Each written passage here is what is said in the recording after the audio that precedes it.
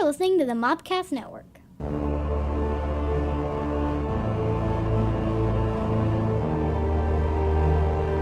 Welcome to the Cult Movie Cantina. Hello. This is the podcast that shows some of your favorite cult films, adds an alcoholic beverage, That's me. shows us someone who's not seen it. I'm here. And then we talk about it. I'm your Native American pop culture spirit guide, Scotty, and we're joined by, as always, your Lady of Libations, Stephanie. and Justina, your jellicle jester. she who knows no movies. Admiral. At your service. Daddies. You can rate and subscribe wherever you find our podcast. We're on many fine podcast apps.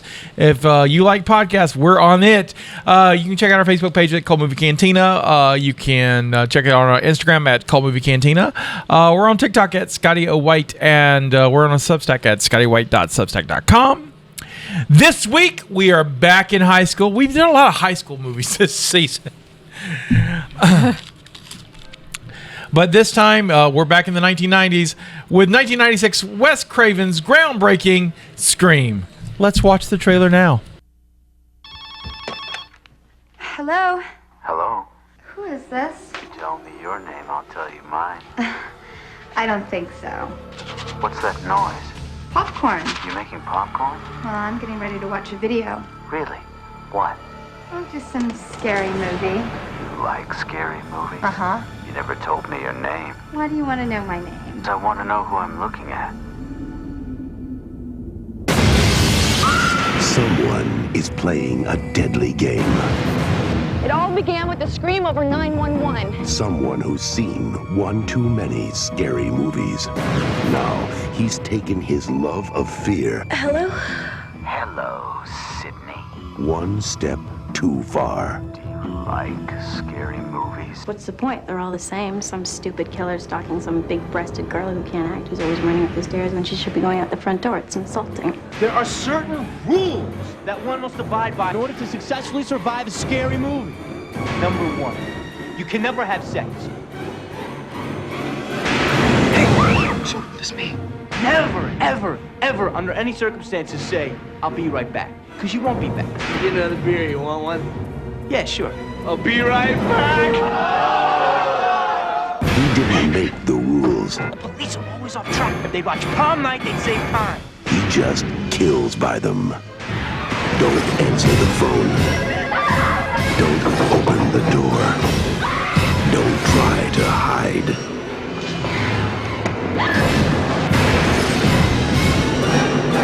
Everybody's a suspect. You're not scared, are you? Scream. And that was the trailer for Scream. We'll definitely have a lot of thoughts for that. I have thoughts and ideas. But before we get to thoughts and ideas, Justina. Dang it. I always forget how early I am. You're You're first. You're first. I'm not ready. I didn't even think about this. Thank you. Well, you've Sorry, I was hungry, so I had to get a snack. Oh, well, there's that too. But also, like, really, we haven't really talked since you got back from, like, you didn't lose your foot. I did not lose my foot. No, I am now able to walk again, very slowly, but I went through surgery. By far one of the most humbling things I've ever done in my whole life. There's something about having to crawl through your own house to function as a person that just humbles you. I bet. And I have a 2-story house, so I've crawled up and down my stairs now more than I would like to tell. You just finally get in, like, okay, I get it. I'm humbled. I have never cried so much before in my life. Aww. Just random. No, it's okay. It's mostly out of frustration. Harry Trotterson tipped me over once. I fell. Like, that was my knee scooter. I put my horse on him.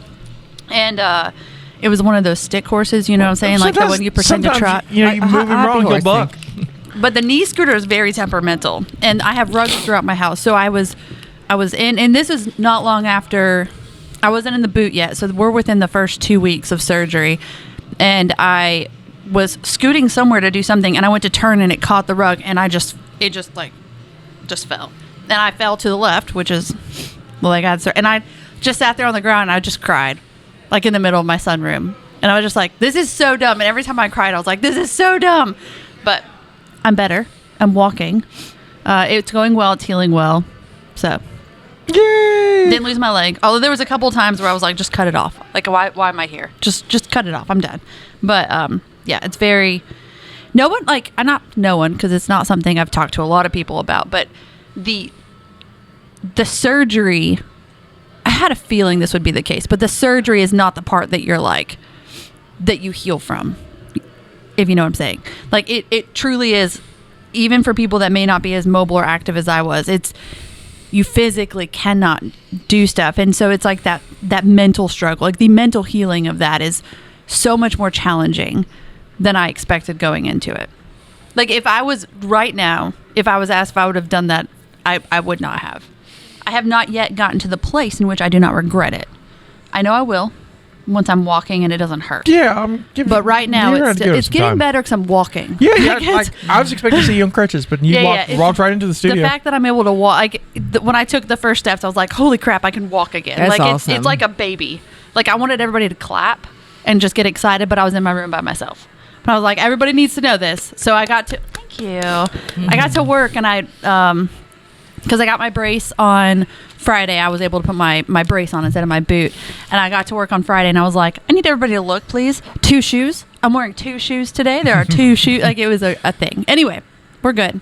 Everybody's good. How much of a pain in the ass was to actually get into your office? Because you're on the 2nd floor. Oh, yeah. So, yeah, there's second floors of everything. I was concerned about that. So I figured out, because I was in a boot for a little over 3 weeks, and I had crutches, because even with the boot, if I tried to step on it, like pain would shoot up through my foot, so I was unable to just walk. So what I did is I put my computer bag on and I put my lunchbox on, like, because it has a strap, and then I got to the stairs and I put my hands inside of the crutches and I hopped, like I pulled myself in, because the stairs are so steep, and with the weight on my back, when you crutch upstairs, you like balance and put your foot up, right? Mm-hmm. And then you pull yourself up. I was so worried that my balance, because it was with all the weight I was like, I'm going to just roll back and just die. I'm going to die here at work. So there's no elevator? No. And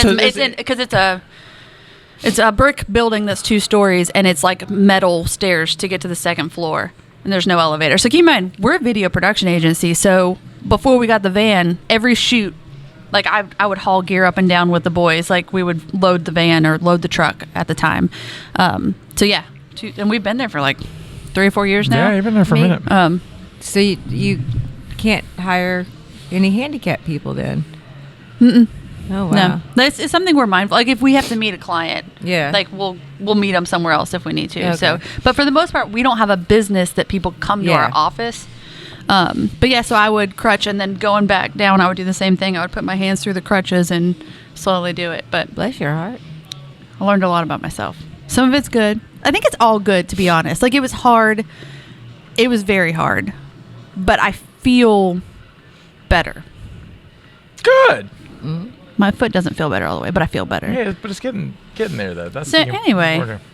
Thank you for asking. Yeah. I have 2 shoes on today. I just want to give the update since, because I won't. He knows that. He's like, you won't talk about yourself. I'll do it for you. You mentioned it like, for the audience, for us it was a little while ago, the way we record, but for the audience it wasn't that long. They just found out, like, I'm going to get my foot cut off. Right. You may never see me again. Now here I am. Did you drink a lot of rum? Because that's what you ended on. You may drink a lot of rum. I did not drink a lot of rum. Could it be like a pirate and drink a lot of rum? I still brought that up a couple times where I was like, I could just have a peg leg right now. And it would be so much more delightful. So much more better. It'd be mo better? It'd be mo better. Mo better. Anyway, let's play a game. In case you've forgotten, you probably haven't because it's just happened for you the other day, but it's called Movie Mayhem. And this is where I try to tell them about a movie in very few words, and I know very little about movies. So let's get started. Do you guys want to draw the card, or do you want me to take the one off the top? Whatever. Dealer's choice. Okay. One of these I'm going to not do well with, and you're going to be very disappointed in me. Okay. No. We're going to start at the top, okay? Sure. Uh-huh. How many words do I have? I think the way we've been playing it, I don't remember. The way we were playing it, you just described it because most of the movies you didn't know in the first place, and I think that's funnier. Without using the name of the movie. Right, without using the name of the movie. Okay. Creatures that are collected. Pokemon. Mm-hmm. Yeah, do we need to do the whole thing? Because I will It has to do with the yellow one. And he... Detective Pikachu? Oh, Yep. Oh, okay. I thought Pokemon was a movie. I stopped. It My was brain like- just stopped. Pokemon. Detective Pikachu. Actually, I don't know fun if there's fact- others. Fun fact: Detective Pikachu is on the short list for us to do on the show. Oh, boy. Great. Ryan Is that the Reynolds. one where it's like It's live Ryan- action or It's whatever? live action. It's Ryan Reynolds. Please. I like okay, I like Ryan Reynolds. though. But I I'm know like, we're both like, Right. okay, wait. Right. We were like, Also- no, and then wait. Also, I've never seen it. I own it. I've never seen it. I'm kind of like, this could be a good excuse for me to watch it. oh, Lord. I like that It's you... funny. What do you own it? What do you own it on? Blu-ray, I think. Okay. It was gifted to me. All right. All right. So But this yeah, it's on one, the short list. this one's good, and I'm gonna give you 2 words. Okay. Okay. But the 2 words I give you are not for this one, and you'll understand in a minute. Diaper bag. Ghostbusters? That is correct. So it's not for that's the second one, obviously. Right. But yeah, I don't understand. I went on a again, rant does about the diaper bag in Ghostbusters 2 because she has a baby. Oh, I and have it's- not seen any of the female Ghostbusters. No, No, no. Ghostbusters 2 No, is we've the done main both of them. character. Yeah. And she has the baby. Oh, okay. And she leaves her apartment with the baby and she doesn't grab, like, it's by the door. Oh, yeah. And she's like This running is the and I'm like, fourth time you on have the show a she's made this baby. rant. She's very passionate about why she don't But grab Scotty- that diaper bag. But Scotty, listen, you don't have a baby, but like That's for true. people who have Thank had God. babies, like everything you need is in there. You got to grab the diaper And there's bag. like mayhem and chaos. Like clearly, if you're going to grab nothing else, grab the diaper bag. Fun Right. fact, there's only one female Ghostbusters and it's not good. Oh, okay. Chris Hemsworth's really funny in it, though. He but is real. He made that. He made Kristen that. Wiig's okay. But it's like, they put funny women in it and then give them a lot of funny things to do. They just cap. Yeah. No, I'm gonna let that one go. Okay, next one. This is the disappointments coming. All right. Okay. Because I should know more about this than I do. Children, and it's based in the 80s. And by based in, I mean it actually happened in the 80s. Goonies? Holy crap. Well done. That's as far as I could go. So I'm Wow. really glad you got it. Because I was like, I don't remember anything. I think that... Is Are that you the just one that connected to her today? I don't Must know. be. Best friend energy. It's like, oh my god. Is that the one where they play baseball? Is the Goonies the one where they play? No, that's The Sandlot. The Sandlot. Thank you. Okay, see, The but that's Goonies as is far as where I got. they look for treasure on a pirate ship. Chip, that's got Sean Astin. Who don't we remember met. that. I know. Oh, we should talk about that real We too. should talk We'll about that. too. Okay, I totally go forgot. ahead. Go ahead. I'll take a bite of my sausage because I'm hungry. Y'all talk about him. Steph and I went to Fan Expo New Orleans last week Yeah. and met hobbits and I met my crush.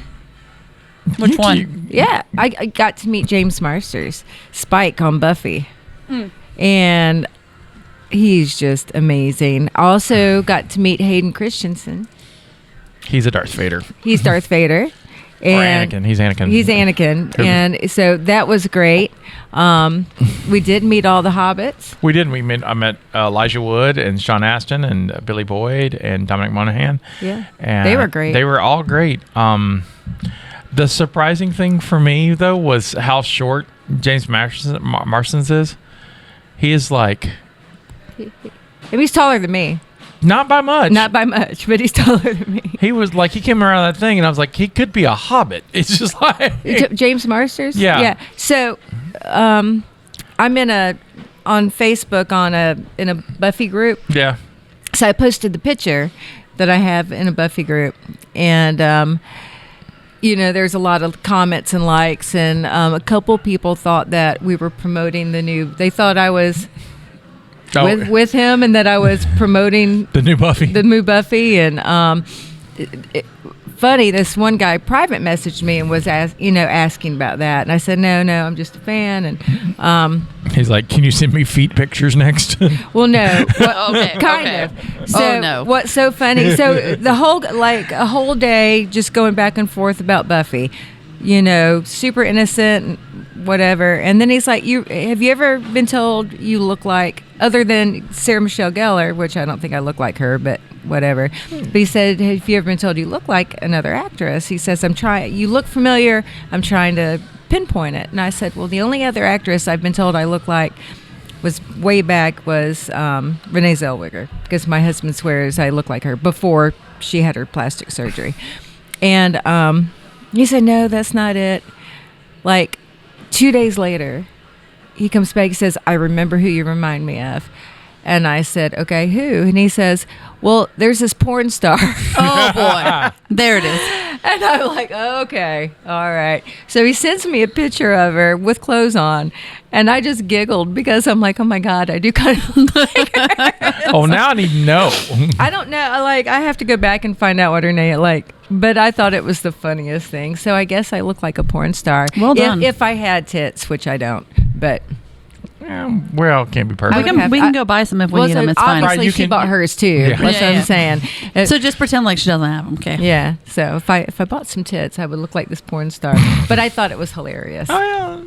But That's anyway, funny. James Marsters is lovely, and he's still sexy. Yeah, I But was short, yeah. I was surprised how short he was, but I'm always surprised how short celebrities are anyway. Yeah. like they're like Hollywood's full of just tiny people. Because he looks tall. right, but then again, I think about it, so I'm like looking at I go back and like kind of look at like images of Buffy and where he's on, and he's a little taller than Buffy, but not much. Not and, much. And Sarah Michelle, she's not tall either. No, And so- she's tiny. And so it's like, oh, it It just doesn't click. right, 'cause doesn't you're not click standing next to him. because like when you see on TV, it's like everyone's a million. Well, and usually feet TV's tall. like, right. you know. So it's like Yeah.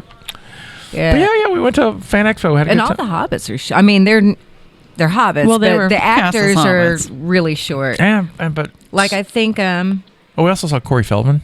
huh? Yeah, we saw. Corey Feldman. Bless him. Yeah, bless him. Yeah, we saw him, and I said hi to Helen Hunt. Yeah.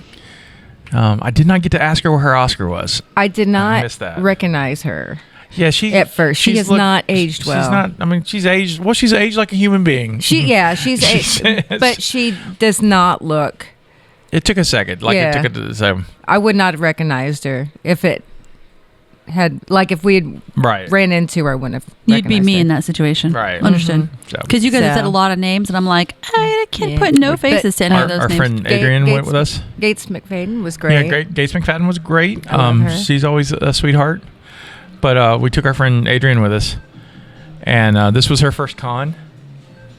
And so it was really fun to have someone who's like, brand new at the whole thing and was experiencing everything for She the was first cracking time. me like, oh, I've got to buy this. Oh, I got to And buy she this. spent a lot of money. Oh, I got to buy this. I can't even imagine how much money she spent. But she had so much Oh, fun. she had a blast. Good. She makes good money. She can afford it. Yeah. She got a picture with all the hobbits. She did. She got her Hobbit picture. I got autographs. I spent a lot of money on autographs, but Yeah. I got them all. I could have spent a lot of money if I had let myself. Yeah. Got to have restraint. I had to have restraint too because I got the Star Trek cruise coming. Yeah. Oh, that's right. You Yeah, so I'm going on a cruise, but it's a Star Trek cruise because I'm a nerd. And I did a nerdy thing, and I'm almost ashamed to admit it, so I'm going to do it on the show. Uh-oh. I wasn't going to do this at all. I was just going to go on the cruise and enjoy the cruise for what it is. But ladies and gentlemen, I have bought my very first uniform. Yes! Yes! That is delightful. I didn't buy one. I bought two. Okay, so why two? Because they're from two different shows. So you got Oh, a Deep you Space went Nine. full- I got a you went I got full a nerd. Deep Space Nine uniform, so it's like the first contact style, the movie Yeah. we saw. Delightful. Well, because I love that uniform, so I bought one of those, and then I bought. I didn't buy a full uniform, but I bought the for this one. I bought the jacket for Lower Decks. Yeah. So I bought for my two favorite shows, and I got I also normally don't do photo ops, but I bought a photo op this time. With who? The cast from Lower Decks because I really Nice. like that show. So I'm gonna. So live long and prosper. I'm a nerd, and I'm deep in it now. That's deep. I don't normally cosplay. I just don't. But like Jamie would for Star Trek. He totally. cosplaying is not my thing, especially at cons because it's uncomfortable. I couldn't imagine just being and walking. But however, there's these like parties at night, and they're like themed parties. And I felt bad to be like, well, if I'm in a Hawaiian shirt or whatever, it just won't fit in. Yeah. And I don't want to be the outside of the nerd party. That's gotta be The the norm of the nerd. Right. That's gonna be the lowest point, right? It's like, oh, even You're so nerdy, you don't fit in with the nerds. right. I don't want to be the Oh. wallflower of a group of wallflowers. So it's like That's cute, hilarious. Scotty. So We're gonna they're have not wallflowers. I They're think gonna I'm be gonna have lavender. to look for you, a Star Trek Hawaiian shirt. Oh, I bought some. Oh, good. He's like, okay, don't good. worry. No, I got Don't some. I worry. got, the movie ones I wear. I bought so. Oh, I have a story to tell you in a minute. But there's a Chinese company called Who Shirts, I think, or Who Store. They're basically a Chinese bootleg knockoff company.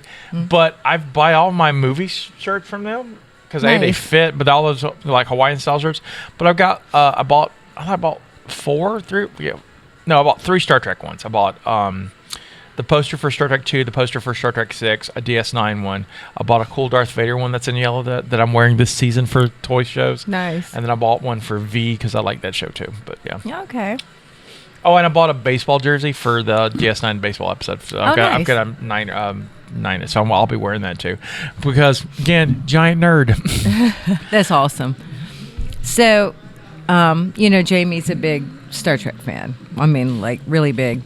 And More than Tom Cruise, or not Tom Cruise, Top Gun. Yeah. Okay. Like, he big into Star Trek. See, he'd like the Star Trek cruise He would, because it's a cruise and Star Trek. but I'm not paying that much money It is- for a damn it cruise. is- it is It's expensive. just not ever going to happen. It is. I've spent stupid money. It is. on this. It is so much money. It is so but dumb. I'm not married, so- no kids. when Courtney was little or younger, she's always like joked around with them and like would call Star Trek Star Wars and it's the same thing. It's the same thing. And they're just because Yeah. I like Star Wars, Jamie likes Star Trek, and she would just give us crap about it, making the joke. Well, for Christmas, he asked for the surgery hats, to wear to work, like with different stuff on them, and a few little things like that. And so she ordered a couple for him, and it's so funny because she got so excited because she thought that she had bought him a Star Trek. Please tell me it's all one Star with, Wars. with the Star Trek ships. It is a Star Wars with all the Star Wars, Oh, but it's hilarious. So she genuinely got him confused. She That's generally got him cute. confused that time. I about died.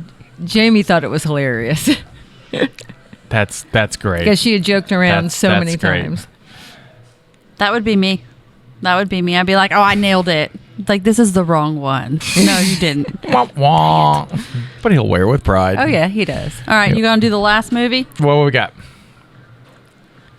Button Eyes. Oh, Coraline.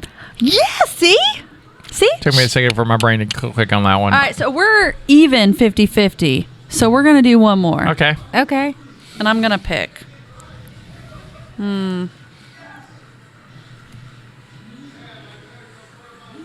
Casino. Ocean's 11.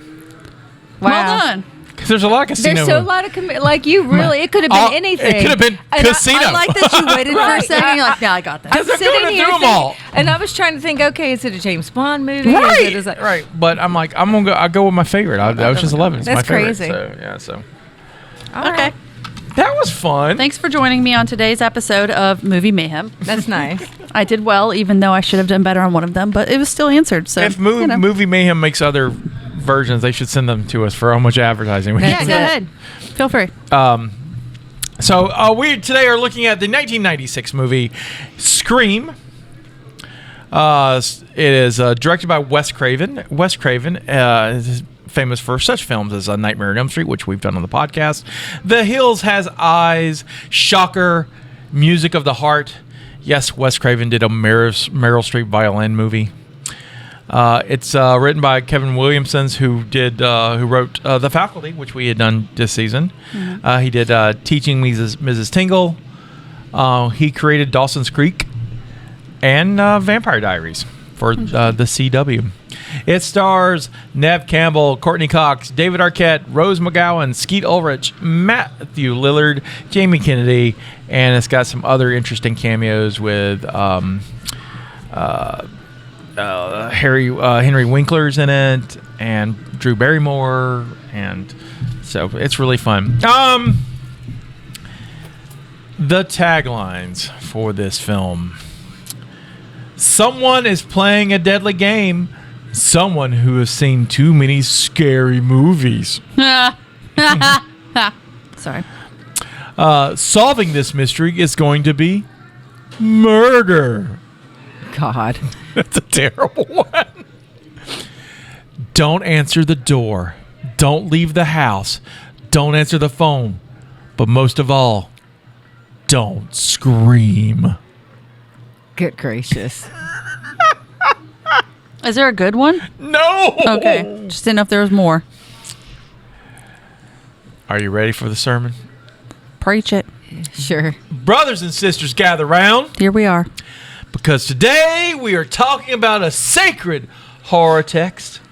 A slasher movie that looked at the entire genre and said, yeah, I know what you are. Welcome to Woodsboro, California, a quiet little town where the streets are peaceful, the vibes are suspicious, and the killer has unlimited minutes after 9 p.m. Guys, y'all remember that? I remember that. I had that too. For a little bit. It was the text messages that got you. And it all begins with Casey Becker, home alone, living her best life until the phone rings. Now, in horror movies, a ringing phone is never good news. That's not your friend calling. That's not your mama checking in. That's the devil with caller ID blocked. The voice on the other end is charming at first, a little flirty, a little playful. But then he hits her with the most famous line in horror history. Do you like scary movies? And suddenly her boyfriend is tied up outside like a lawn ornament. And Casey is playing horror trivia for survival. She misses one question about Friday the 13th. Which I knew the answer to, by the way. Well done. Did you? Oh, I know none of those answers now. I knew all of them, but I got that one right. And y'all, the Lord said incorrect. Steve's gone. Casey tried to run, but Ghostface shows up like a Halloween costume with intent to harm, and Woodboro is officially back open for business. The next morning, the whole town is shook, and this is where we meet our main girl, Sydney Prescott. Sydney's already carrying heavy grief because it's almost the 1-year anniversary of her mother, Maureen's murder. And Sydney's trying to be a normal teenager, but she's surrounded by the most 1996 friends group imaginable. Tatum, her ride-or-die best friend, who has zero fear and maximum attitude. Dewey, her older brother, a sweet deputy who means but still plays by getting knocked out. Randy, the horror nerd prophet who knows every rule but can't stop talking long enough to survive. Stu, the chaotic golden retriever boyfriend who looks like he drinks Mountain Dew from a hydrant. And, of course, Billy Loomis, Sydney's boyfriend, who is handsome, intense, and always acting like he's auditioning for a true crime documentary. Sydney wants peace, but Ghostface wants content. Sydney gets a call. Sydney gets taunted. Sydney gets attacked. And right when she's trying not to die, Billy climbs through the window like it's romantic. Sir, this is not romance. This is a felony with a jawline. Billy gets arrested. Sydney's stressed, and the town starts turning into a pressure cooker. And then, brothers and sisters, enter Gail Weathers. Now, Gail's not just a reporter. Gail's a predator in shoulder pads. She rolls into town like, hello, traumatized minors. I wrote a book about your dead mom. Smile for the camera. Sydney is furious. Gail is thriving, and the media is eating this town alive. Meanwhile, the killer keeps calling, and the calls trace back to Sydney's dad's phone, and her father is missing. And at the point, the vibes are not just bad, the vibes are criminal. So what does Woodboro do? Do they lock down the town? No! Of course not, no. Do they stay in groups? No! Do they respect the danger? No! They throw a party! A kegger. Well, in fairness, they're in a group. True. Because teenagers in slasher movies will see multiple murders and go, yeah, but is anyone bringing chips? I mean, to be fair, we do the same thing during hurricanes. It's true, fair. So we end up at Stu's house where the third act lives permanently. Dew and Gail are outside doing security, which is mostly Dewey looking confused and Gail looking annoyed. Inside, the kids are watching horror movies, drinking, screaming, and having a time of their lives. And Randy steps up, delivering scripture. He says, there are rules to surviving a horror movie. Do you remember the rules? No. Yeah. Would you like to say the rules? Well, I remember some of them. So there's three. Yeah, the first one is you have to be a virgin. Yeah, you cannot have sex. You only survive a movie, a horror film, if you never have sex. Right. And then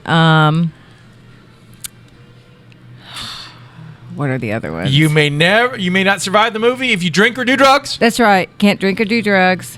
And you may not survive the movie if you say, I'll be right back. Oh, that's right. And I love Randy because he's right. That's true. But unfortunately, being right never stopped anyone from getting stabbed. Then Sydney's best friend, Tatum, goes into the garage, and y'all, Tatum gets the most brutal death in the whole movie because Ghostface doesn't just kill her, he kills her with home architecture. The garage door said, "Not today, sweetheart." Now everything pops off. People are running, phones are ringing, deputies are falling, cameramen are dying. Sydney's finally having an emotional moment with Billy. They hook up, and the moment they do, Ghostface appears like, "Oh, good, happiness. I can't allow that." Billy gets stabbed. Sydney runs. Paranoia hits full blast. Sydney locks Randy out. She locks Stu out. Everyone is accusing everybody. And then that's when the movie does something it's famous for. It pulls the mask off the genre because the killer isn't supernatural. It's not a demon. It's not a ghost. It's just two dumb teenage boys with issues and free time. Billy and Stu reveal themselves as the killer. Billy's motive, your mom ruined my family. Stu's motive, peer pressure, bro. And brothers and sisters, that's the most terrifying part of the whole movie because it's not magic, it's not fate, it's just human beings making evil choices. But Sydney evolves. She goes from victim to final girl. She fights back, she outsmarts them. She drops the TV on Stu like it's divine punishment. And Billy tries to come back for one last scare, but Sydney says no and shoots him in the head. Because in this house, we believe in making sure. Amen. Amen. Happy to be here. This movie, y'all. I think I like the scary movies, like the parodies more. The parodies? Yeah. I saw this movie in 1996, and I have not seen it since 1996, and I remembered why. I don't like it. I had never seen the movie. And yeah, there's a reason, I guess. Sorry to wet my whistle after the sermon. It's okay. No, you it's preached okay. it. I'm about to you wet preached mine. it. There's a lot to unpack here. So this movie exists. Kevin Williamson was trying to get the script out for a minute, and Miramax picked it up for their Dimensions line. So Miramax was Harvey Weinstein and Brothers film company that was a part of Disney, and they had a horror film line that did horror and science fiction stuff, Dimension, and so the faculty came out of that, and some other From Dusk Till Dawn, things like that came out of that. And so they bought it for that, and then they were trying to give it to Wes Craven. Wes Craven was trying to get away from horror films. He had done horror, most of his career, and he was trying to make these other kind of movies. And like, he didn't want to go back to the genre until a fan was like, "What happened to your edge, man? What happened?" And he was like, "God damn it, I'm going to have to make a horror film." And so he gets this horror film, and he likes the idea of like turning it on its head. But I think the satire doesn't quite work in this film. It's what got me is there are actors in this film that I have seen in other things, and they're decent actors. But I feel like, I don't know, was it on purpose to make them act badly in this movie? Like, I just felt like the acting was off. It's cheesy. I don't think it's bad. I agree it's cheesy, and I think that's the dialogue's problem. Okay. And there's not a lot for the dialogue for them to work with. Like Courtney Cox in particular is just dumb. She's very ditzy, yeah. She's not. I mean, it's just dumb. I don't know. It was, I mean, not scary, which is fine, She said, I will say that it was fun. My biggest thing throughout watching it was trying to, figure out who did it. And Jamie had seen the movie, and so he kept, kind of laughing at that because I would like, oh, it's this or it's this, and and then I would change my mind because something else would happen. I mean, right off, I said, oh yeah, this is totally one of the high school kids, and But I would change my mind because there would be something that happened. You're I was like, like, "Ah, oh, maybe." well, maybe it's not, or maybe it's this, or then I thought it was Dewey for the longest time, and like it was just like you. I think they lead you to believe it's Dewey, don't they?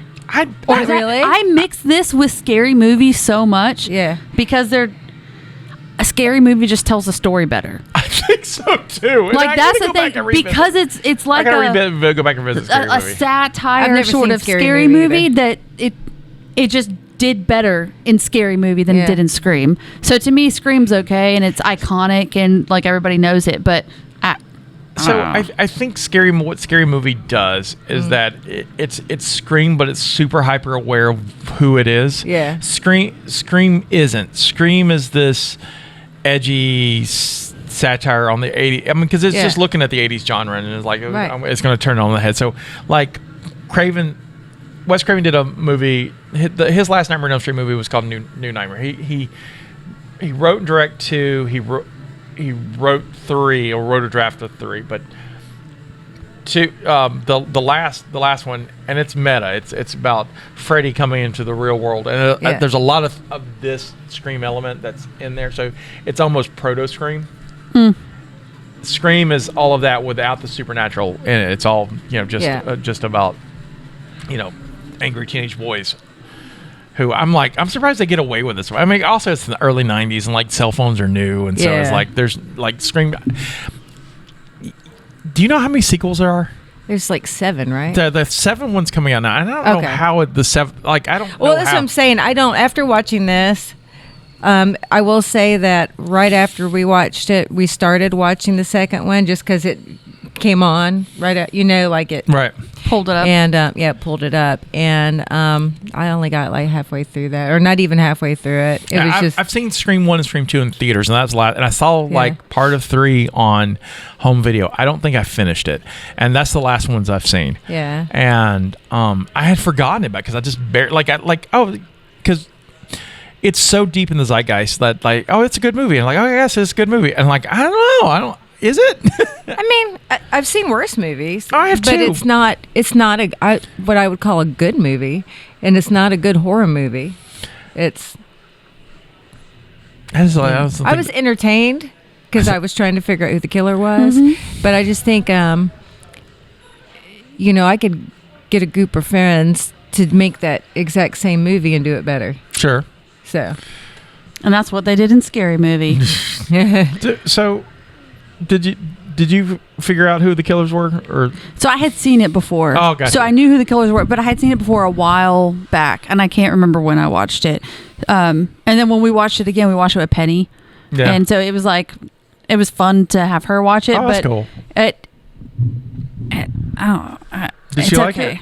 I think so. I think she liked it, but it's just one of that's those where it's like, it's okay.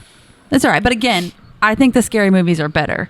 And so it's hard to separate them because I've seen a few of the scary movies, like with the strong hand and stuff like that. So you didn't know anything about this one because this came. I mean, obviously I knew. Well, you knew Ghostface, but Right. but since you had not seen it, the only reason I was coming up because when we were doing the season, you mentioned everyone should see Scream, right? Well, which is my mistake because I for the time I got balled up tonight. Forgetting that. I blame you for this. It's 100% my fault. All of these movies are his fault. Yeah, Stephanie. that's my job. Of course, it's his fault. You bring the alcohol. I She know. brings the fun games. I bring the movies. That's how the dynamics work since we started the show. But so, did you know about the Drew Barrymore stuff? Yes, because I've seen clips of that on all kinds of sorry, stuff. so that was spoiled for you. It feels like that should be more of the movie, and then it's over in the beginning. Yeah, Like that's the best part of the whole movie. I think so too. It's Yeah. That's the best part of the whole movie. It really is, and it's like I don't know why, but I've seen tons of clips of that. right. It's 'cause it's the best part of the popcorn, movie. And that's the thing they teach you in film school. Like that scene is the thing that's talked about, and then you don't really talk about the rest of the it's the movie. Janet Leigh scene from Psycho. It's Yeah. all it is. It's stunt. It was brilliant stunt casting because Drew was a star. She and she was about to have her second renaissance because from this she was doing I think she had done. I think Ever After's the year after, but you know, 'cause she's on that run, that Yeah. Home Fries and Yeah. Never Been Kissed and all the Loves Love, but it kind of like Scream is where it all kicks her. So she's like a name, like, and we know her. Harry Winkle, the Fonz is the principal. Also surprised me because I forgot he was in the movie at all until he showed up. Yeah. And I was like, holy shit, it's the Fonz. So hey. But I hate that the Drew thing was spoiled. That's like, again, that's the best part of the movie. Yeah, but And it feels like it's more of the movie than it is, Right. Because it's the movie. It's also the most But then it's brutal. over. Like you know, It's the scariest part of the whole movie. right? Yeah. It's like all the tension's there in the first like 10 minutes, And I was Yeah. like, when I saw that, I was like, oh, this is probably going to be pretty good. and then they it just let was the tension out the entire damn Yeah. thing. And even like when Rose McGowan dies, which is an interesting kill scene, but it's like, I mean, my thing is like, are you really thinking you're going to get those tits and that ass through that little doggy door? I mean, come on, girl. She tried. She tried. She tried. She really tried. She I'm tried. like, She come tried. on. She tried so hard. I'm like, So watching it again, so after Drew Barrymore's character's killed, you know, the high school, they do they're in the high school and they do the interviews, and then they kind of do the scene where like the five of them are talking about it, and it's the two boyfriends who are the killers trying not to be creepy and failing miserably. Because I had forgotten, like I knew it was Skeet Ulrich. I forgot about Matthew Lillard, and then I'm watching both and goes, oh yeah, there's these two assholes. I'm like 10 minutes in the movie, and like these two assholes. did Yeah. it. that's it. And I'm like, they don't hide it well. It's just it's not a fan. That left a weird taste. I think my other big problem with it is that like, look, art is subjective, and just because we didn't care for it, you know, doesn't mean you didn't. But we're clearly in the wrong because it like changed the genre going forward for like 10 years. So from this, you got, you know, The Faculty and Disturbia and Urban Legend and I Know What You Did Last Summer and I Know What You Did. I know, yeah. I can see that connection. You get all of these kind of it really doesn't really stop up until like the ghost story era of like, you know, The Conjuring, and it like it goes right through the 2000s up to you get I think The Last Exorcism kind of starts kicking it out because Blair Witch starts it with the found footage, and then the genre starts to shift that a one little. freaked me out so much when I was a kid because I was little. Yeah, I was like 9. Yeah, Which one? The And I Blair Witch watched it Project. on VHS. My Yeah, that grandmother was rented cool. it for Yeah, us Blair- because she thought it was a good movie for us. She's blessed her. I saw Blair Witch in the theaters. I did too. I went with my mom. I thought it was real, y'all. Like I was young enough Well, that I was like, it was real. No, it's supposed to. So the cool thing about the Blair Witch Project, and so it's the internet's very new. So it's you know, so it's I think it's 99.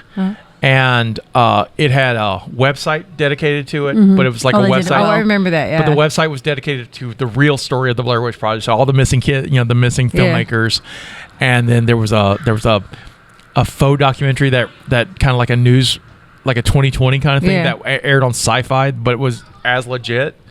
I mean, they really, without saying this was real, was saying it was real. Yeah. It was pretty cool. I remember all that. Yeah, that's I have still never watched the end of that movie. I I can't. lo- I- I've every time I'm like, See, even I- as an adult, I'm like, I can't I watch love movies like that. I like. because it freaks me out as a kid. There's another movie that. I didn't see the remake, but I did like there's a sequel that's more of a movie. It's not found footage. It's Book of Shadows, and it's fun. I enjoyed it. But then they made there's the Blair Witch, I think, or Blair Witch. I only saw the first one. I And saw so- the first one too. And that was made, I don't know, like, you know, 5-6 years ago, maybe 10, something like that. The next one that I thought was really fascinating was Paranormal Activity. Like the first one did of those was going back as an adult, like especially working in the field that we work in, brilliant. Oh, Paranoia. Because they did it with the smallest budget because you don't need a seen those? lot to freak. So like that one actually, like I was like tense the whole movie because you don't have to do, like, I think that's what Scream misses is at the beginning it's terrifying because you don't know. I wouldn't say it's terrifying. Well, I mean, it was good. It was like scarier. it was It But was. then It after was that, a it was thriller. It was a funny. good thriller. Yeah, and after that it was more like humorous. Also, Drew Barrymore is probably the best actress in the damn film, to be honest. Yeah, and then she's killed at the beginning. It's so sad. But I'm curious about you and Paranoid Activity. Because there's part of it, like the first one's really good. I think the ending's kind of weird, but but The ending is kind of weird. But it doesn't. That's Steven Spielberg's fault, by the way. He's the one who saw them and made them change the ending. But Interesting. He's like, this works, but if you would do this, and then they were like, well, Steven said to do it, and we did it. Yeah. Is it more of an idea? It also made $1 gajillion when it was made on like 2 nickels and a That's what I'm prayer. saying. It's Oh, wow. Like, I think the most expensive part of their budget was Red Bull. Right. It was like it was crazy. It's spawned a whole. Have you seen the rest of them? I've seen a lot of them. They're not bad. No, they're not. For being like No, sequels, because when you get into sequels, I I- like that there's an overarching story. Right. And I think they're generally kind of just. They're not so much scary, but there's a lot of tension in it. That's what I'm Yeah. saying. It makes you like it. It like, gets yes. you on the inside, like Yeah. you know, and so That's what I like. I like that kind of stuff. I think my, you'd enjoy my them. favorite one's the third one because I was thinking of the third one because it's the one in the delightful. 80s. Yeah, Okay. And that so one. they do found footage with VHS camcorders, and it's so they have really interesting solves The for fan scene, like they're- where it's on the fan. Yeah, so they put it on an oscillating fan so the camera will move. So because the camera will go one way and then another, and as it does, shit just happens. Oh, wow. Oh, it's good. But it doesn't stop moving. Like they do it so well. It's, Yeah. So that one's my favorite too. I have to watch I them. think you'll get a kick out of this. All right. But all right, libation time, I guess. Unless All anyone right. got other thoughts about this damn movie, We should drink first. All we right. should drink. So I brought 2 bottles of bourbon this time because my son, Parrish, got these for me for Christmas. And Parrish was born in the 90s, and this movie takes place in the 90s. So there you go. See how I tied all that together? No, I'm excited. Because I have a lot of new bourbons, and I've had a great time, so I want to share them. But this is Penelope, which I figured you'd dig the name of that, Justina. I do 'Cause- dig it. I saw that when you pull them out. Sorry. Because you have a Penelope. I do have a Penelope. So we're gonna go with the regular bottle. This is what I call just the normal Penelope. It is delicious. I don't know what normal Penelope. All of my Penelopes are Penelope. they're a little. Penelope. Words are hard, guys. I haven't even drank yet. Words are hard. We're just gonna do a little taste because I I'm, want you to taste the other one. All right. I do want to sniff it. Well, you want to smell as that goes by? Oh, that's. Mm-hmm. I miss drinking. I'm tempted to drink on my cruise. All right. Just do it carefully so you don't get hurt in the middle So of the this ocean. is, I guess their regular bottle, their normal bottle. It runs about $30 for this one. So this is the white one? This is the white one. Cheers. Cheers.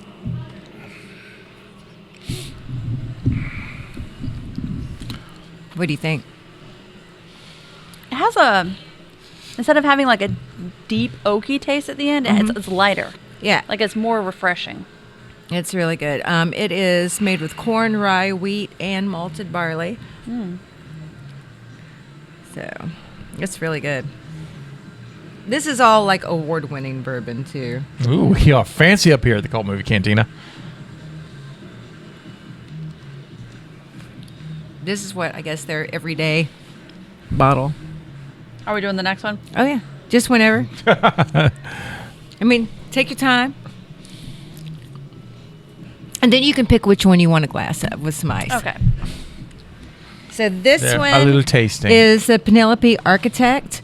It was finished in French oak Bonjour. staves. Okay. Okay. I wonder what that is. What is a stave? Spell that for me. Here we go. What, staves? Yeah. Staves. This runs about $60. So a little pricier. A vertical wooden post or plank in a building or other And notice structure. the color difference. Yeah, this one's darker. Yeah.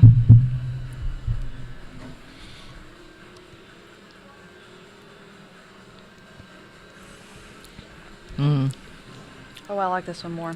I know, isn't that good? All right, I'm going to pass it back. This is Okay. the one I want. She wants the darker. She likes her bourbon dark.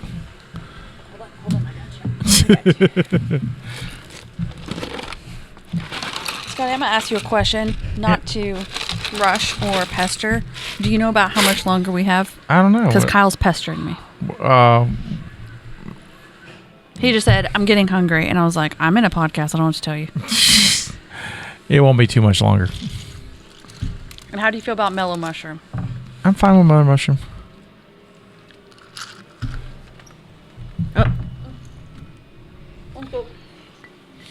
So anyway, these are my 2 new bourbons. I love them. Thank you so much, Parrish. And once again, listeners, if you have a bourbon you think I should try, please let me know, because I will go get it and try it. I need an excuse to buy another bottle. She does like her bourbon. I like my bourbon. Or if you ever feel like gifting me a bottle, that's great too. We do accept bourbon gifts. Absolutely. Just, message us and we'll tell you how to get it to us. All right. So I have some apocrypha. Fun. Courtney Cox was approached the production to pursue this role. She was interested in playing a bitch character to offset her nice character from Friends. The image was the main reason the producers initially refused to consider Cox for the role. Cox continued to lobby the studio as she felt she could believably play the character. Her efforts ultimately succeeded. She's in most of these. Did she meet her husband on? I guess they met on. Did they met on this film? I think they met on this one. Being a favorite of screenwriter Kevin Williamson, Molly Ringwald was offered the role of Sidney Prescott, but turned it down. She'd rather not play a high school student at the age of 27. Why everybody else was. They were the oldest looking group of high schoolers I've ever seen. There's more games and just for that. Leonardo DiCaprio and Holly Marie Combs both screen tested together for the roles of Billy Loomis and Sidney Prescott. I'd like to see Leo's screen test. Yeah. Joaquin Phoenix turned down the role of Billy Loomis. Wow. Freddie Prinze Jr. auditioned for Stu, but he didn't get the part. But he got the part in Kevin Williams' next film, I Know What You Did Last Summer. Now, I saw that one. I like that one. I have seen that one. I have not seen the second one or the newest one. I haven't. I've just seen the first There's one. a new one that came out last year. Yeah. Didn't they redo it though? It's not like an up to date one. It's like they just went and redid it, didn't they? No, it's not a reboot, but like a legacy reboot. So like it happened, it's. Yeah. It's like how they make movies now. They don't reboot them. They just like, we'll bring some old cast members in. And yeah. Like Freddie Prinze Jr. owns the bar, and so he's like the old guy now. Like, you watch out for the fishermen. I just assume because I've not seen it. I don't know. I just remember liking that one. I thought it was pretty good. So, bar trivia. The party scene near the end of the film runs 42 minutes long. So the third act is 42 minutes. Oh wow! It was shot over the course of 21 days from the time sunset to the time it rose. After it wrapped, I've done that before. After it wrapped, the crew had T-shirts made that read "I survived scene 118," which was the name of the scene during shooting. Oh the wow! Cast and crew jokingly called it the longest night in horror history. How many days did they do that? 21. Wow! 21 days straight of night shoots. No. The use of caller ID increased more after the release of this film. Star 69. During the production, Ghostface's signature black robe was going to be white to make him appear even more like a ghost. This was changed in fear of people comparing the costume to that of the Ku Klux Klan. I mean, that's fair. It is fair. Also, it would stand out so much. It would be bad. You'd see it glowing everywhere. Then it wouldn't be Ghostface. He'd just look like a ghost. Right. Just ghost with a face. So Rose McGowan was horrified at the costume choices she was given to wear as Tatum. The wardrobe mistress wanted her to be a tomboy, so Rose envisioned her more cuter and more feminine. When they tried to get her to wear denim overalls, saying they were very now, Rose responded, "They were never," and immediately hopped into a taxi to buy her own clothes. Yeah, there's no way I would wear denim overalls. The special effects artist used about 50 gallons of fake blood. Corn syrup. Yep. Exactly what they used. The film was sent to the MPAA over 9 times for reconsideration as they were going to slap the movie with the NC-17 ratings. Each time the MPAA made Wes Craven cut out more of the film's gory, heavy shots. Bob Weinstein eventually had to step in to secure the R rating. Wes Craven wanted to know what Bob Weinstein had said to the MPAA to get them to give the R rating. He told them to view the film as a comedy, not a horror film. That completely changed the MPAA viewpoint. The MPAA is terrible, terrible people. Weinstein was a terrible person. Well, this was Bob, not Harry. The other one. Oh, okay. Bob's the brother. He's Okay, never mind. Yeah. When Bob watched parts of the first scene filmed, he said that the mask used was idiotic. He asked producers to film one scene with 7 different masks and let him choose which one he liked the most. Producers didn't agree and threatened to shut down productions. They told him to wait until the first sequence, Drew Barrymore's, was completed, and then he could decide. After watching it, he happily agreed that the mask used was the right one and didn't make another complaint for the rest of the filming. In fairness, that was also the best scene of the whole movie. So maybe he should have made another complaint. That's what's wrong with it. Is they were proving a point in that one, and after that, they're like, "We're good. We're good here." I like the mask. I'm assuming from Scary Movie where it's like this. That's the one that's like getting high and drinking. And yes, that's the one that's I would exactly what it's from. Yeah. Speaking of Ghostface, so they didn't design the Ghostface mask. The Ghostface mask was first developed by novelty store for novelty stores during Halloween season between 1991 and 92 by Fun World employee Bridget Sliggerton. I hope she got money. As part of a series titled Fantastic Faces. The mask itself was known as the Peanut Eye Ghost. The final design was approved by Fun World Vice President Alan Geller. Wes Craven claimed to have originally found the mask, but later clarified that he had misremembered the event. And it was producer Marianne Madeline who discovered it. She found it while inside a house during location scouting for the film and thought it brought it to the attention of Wes Craven. And then they went and set about to get the rights to use it. Fun World's licensing director, who joined Fun World in 1996, was given the task of naming the mask prior to its film debut, deciding on Ghostface. With the blessing of Fun World owners, Torbert felt it looked like a ghost in pain, believing it would be a unique design. Ghostface design and title are owned by Fun World. They are making a killing. That's awesome. Because that shit comes out, Halloween every year. Callie was a Ghostface for Halloween last year. My niece was a Ghostface last year. So, as much So as was we your can nephew. dog No, on my this nephew was Michael Myers. Oh, that's right, Mike Myers. He's been dog on this Ghostface. Yeah, movie, it's still like something about it still Oh, he sticks. loves Scream. Jace loves horror films. Yeah. So. I just remember him being Ghostface for sure. Dewey says that the reason the police aren't able to track down who bought the Ghostface costume was because it sold every 5 and dimes in the state. Today, it has become the best-selling Halloween costume of all time. Do you think that's from the movie Scream, or do you think part of it has to do with Scary Movie? Like, honestly. Scream. Because Completely? Yeah, Scream. Because the Scary Movie mask is different. Yeah. It is, but Yeah, it's Scream. It's Scream. I think between both of them, I think Scream's more popular. So. interesting. So the house where the third act is filmed is a real house, and so it wasn't a set they built. Yeah.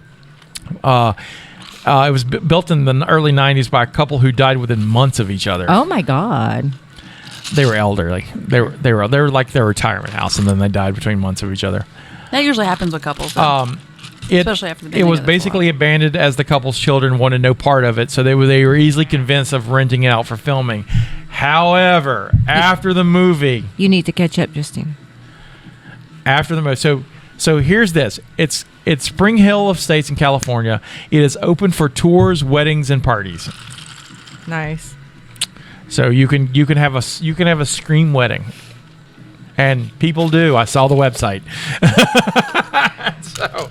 How much do they charge? A lot. Mm-hmm. You got to imagine it. So it's a theme wedding in a beautiful place, California. Tens of thousands of dollars, I'd imagine. I love, like, when we went out to California to LA and I got to see the Charmed House. I thought that was fantastic. Mm-hmm. However, I was slightly disappointed the Charmed House is not in San Francisco, which we were also going to. Mm-hmm. But it's actually in LA. It was literally up the street from our hotel. Like, it was. You don't remember that? No, I'm trying to think. It was a little further than that, but yeah. Well, it's not that far from. It was the same neighborhood. It was across the street, and then The in that point being, neighborhood though, back there. it's not in from our San hotel Francisco. Yeah. in LA, but it was not. I mean, it wasn't a haul, but it was still an Uber right away. Yeah, but it was An Uber that drove itself. No, that was in San Francisco. But it's crazy about these locations. Oh, I got to see the Prince of Darkness Church. Same that thing. was cool. So that was fun. Dude, my biggest disappointment of all time, as far as visiting a location, and I wasn't disappointed that I visited it. I was disappointed that one of my favorite shows was not filmed where I thought it was filmed. I love True Blood. I rewatch it once a year, the whole thing, even the bad season. And I would have bet my house that it was filmed in Louisiana because it looks like Louisiana. Sure. And it was just one of those. It's like The Walking Dead was filmed in Georgia. I thought True Blood was filmed in Louisiana. It just made sense to me. I remember going on a tour of, is it Warner Brothers? Is it Warner Brothers? Yeah, I think it's Warner Brothers because HBO. So yeah. So my friend Royd, that you met, Royd. took me on a tour, and he took me to back lot. And he says, "Okay, let me show you this." And I'll be damned if we didn't pull up to the front of Merlot's. And I'm like, "Are you shitting me?" I was like, it was cool to see it, but I'm also like, what? It's filmed in back lot at Warner Brothers. Did it take a little of the magic away? It did. It totally took the magic away. Like a little bit, because I'm like, the whole time I thought it was filmed in, these people are coon asses. They're Cajuns, and it's fantastic. That's what's beautiful about it. It's so Cajun. It's so very Louisiana, and I loved it. And I'm like, oh, these people don't at all talk like that. They're from California, and this is where it's filmed. And I had one of those moments yesterday. We had a dinner for my dad yesterday. Do you know what I learned? What'd you learn? Stripper poles twist. Yes, they do. Yeah. I did not know that. Do you know how I know? I thought that strippers were so incredibly strong That's what tells her about her stripper past. that you could twist while holding yourself, and that every time I'm like, that fucking hurts. You know that hurts. That's impressive. Yeah. And then I learned that they rotate, and I was like, Okay. Not as impressive. I know it still takes a lot of muscle. Not as impressive. Number one, it took the magic from me. Number one, not all stripper poles rotate. That's good to know. Some That do feel not. a little better. Feel a little better. Number two, whether they rotate or not, it does hurt. No, I know that because it's a pole. I'm not dumb. Was in Rock of Ages. I was cast as one of the main dancers, principal dancers, which means that I had to learn how to dance on a stripper pole because there's a couple scenes where you are strippers. There's a strip club, and so they needed people to be able to pole dance, climb the poles and do the things. So all of the dancers, we all took pole dancing I've always lessons. wanted to do that. When my ankle's healed, I'm doing it. I'm telling you right now, I have photographic evidence to prove that you do not want to do that because I was bruised from my crotch to my big toe. Reminds me of roller derby. We compared bruises. I mean, but it was bad. Like we did. It was like all a of bragging us. point. Be like, So look at this. The bruising was so bad on all of us that we were worried about performances because our legs looked terrible, and we couldn't wear tights or hose because they're too slippery, so we couldn't dance on the poles with them. So we had to get spray tans to help cover them up. We used we're not beaten, I promise. we had to use makeup, spray tan. Like it was so crazy, that show. And I remember, like, I'm not gonna lie, my husband and I enjoy going to strip clubs from time to time. I have never been. And I would always, like, before the show, I would be judgy, like mentally, not verbally, but mentally judgy about the performances? The strippers with bruises on their legs, because I was thinking other things, like, oh, they're making some side money, whatever, which is terrible to think of, whatever. No, that's from dancing on the poles. And now when I see them walking by with the bruising, like, they get all my money. I'm like, yes. You're trying. You're dancing on that pole, you're getting all my money, because, and especially if you're doing a good job, like doing the tricks and stuff, because it's hard. It was hard to learn. I've heard that, like and it looks like it's the things that they can do. And let me tell you right now, that's not easy. It's not upper body. I mean, you do need some upper body, but it's not what you think. It is core and lower body. You're using your legs and your core to hold your ass up on that thing. Anyway, I just learned that they twisted. Yeah, they do twist. I did not It makes know that. it easier. It does make it easier. Years old. I'm not when gonna I learned lie. that, and I was like, oh. The rotating poles are easier. I'm not saying that it's not still hard. It's probably the same. Where it's like you just thought something else, and you're like, oh. But okay. also, the good thing is if I'm down on my luck, like if I need money, I'm going to be like a 50-something-year-old stripper, and I'll be good at it. Okay. Well, you remind that one guy of a porn star, so it works out. That's right. I mean, I'll just have to Just buy some pretend tips. like you're her. For either job, I'm just going to have to buy some tips. Be like, I had to get a reduction because of my back pain. It's fine. I'm the same person. Okay. That's all you have to do. And that was Stripper Pole Corner. That's it. Welcome to our podcast. podcast. Scream was a great movie. It was okay. How did we even get on stripper poles? Because you were talking about like how you felt like, oh. Okay, that's and it. like I'm sorry. literally that Okay, happened to never me mind. yesterday where I was like, oh. I'm sorry. So carry on. This has become one of my new favorite games on the show that we've done a few times. It's how old were they in the movie compared to how old. Here we go. So I'm okay. Are you sure? I'm assuming that the teenagers, I'm going to say they were 17 at the most, right? Yeah, well, Like in the movie, like actually. In the movie. So. How many years later is the second movie? Was it 1 or 2? Because they're in college at that point. Well, I think they're seniors in this one. Okay, so 17, 18. I'd say 17. 17, yeah. 17. All right, so Nev Campbell, how old was she when she's Sydney? Is that the main character? Okay, Sydney. I have all their names. Sydney Prescott. How old was she when she made this movie? 25. 23. 22. Okay. Close. Skeet Ulrich, who played Billy Loomis, the boyfriend. 24. 24. That's what I was going to go with. You can do it too if you want to. We can do the same. Okay, let's go. We're saying 24. 26. Oh. Holy crap, man. He has a baby face. That's an issue. He's also doing his best Johnny Depp throughout the entire movie. 100%. yes, he was. That's what he looked like. He was trying so hard. He looked like good value Johnny Depp the entire. Yeah. Wish.com, Johnny Depp. We got Johnny Depp at home. No disrespect to Skeet Ulrich, who's a fine You did a great actor. job. He did. Yeah. We recognize the comparison. Matthew Lillard, who's his dumb friend. How old was he? I feel like he could play like a murderer or a serial killer really 25. 25. I'm going to say 23. 26. All right. Also 26. Rose McGowan, Tatum. Oof. The bestie, who gets squished by a garage door. She was trying real hard. She was going to She's make good it. in it. She was going to make I it want through to that say door. that she was 22. The main character was 22? Rose McGowan. 23. She was 22. Well done. And the reason why I did the math is because it was like 4 years later when she got on Charmed. So I and didn't know when Charmed came out. Watching that, I watched all of Charmed. 4 years later when Charmed started, she didn't get on until several seasons 'cause she after was that. the mystery sister. She's Shannon Doherty's replacement? Yeah. Okay. Which I liked her so much better than she. I don't. Well, she was like And the I hate, angsty sister. and I that don't want to showed up. talk ill of the dead because.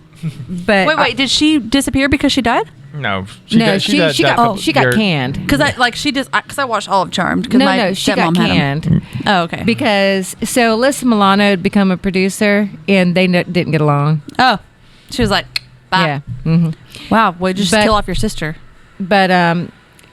But to be fair, I've never, and I don't know her personally, but I've never liked, she always seemed very much like a bitch. She seemed very like her bitchy. character in 90210, her character in Charmed, just Character in Mallrats.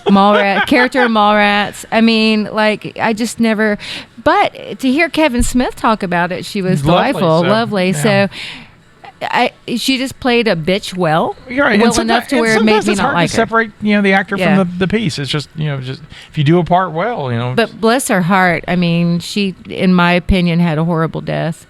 Nobody happened to should. her? She had breast cancer, and like Aw. she'd fought it and got it back, fought it, got it back, and it like she suffered with She- yeah, cancer. she struggled.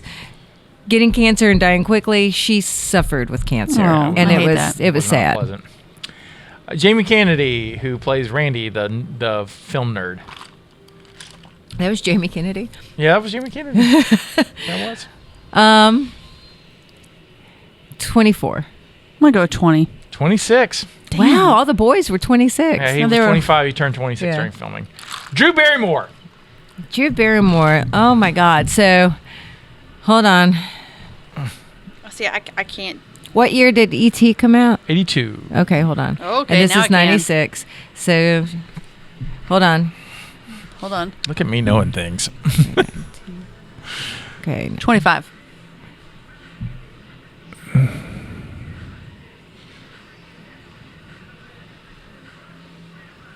Have you seen E.T.? Wait. So, I still want to do E.T. and Hold Poltergeist on on. the show. 82, 92 is 10 years. You ruined Poltergeist. So it'd be for me. 15. And then you've got to add 4.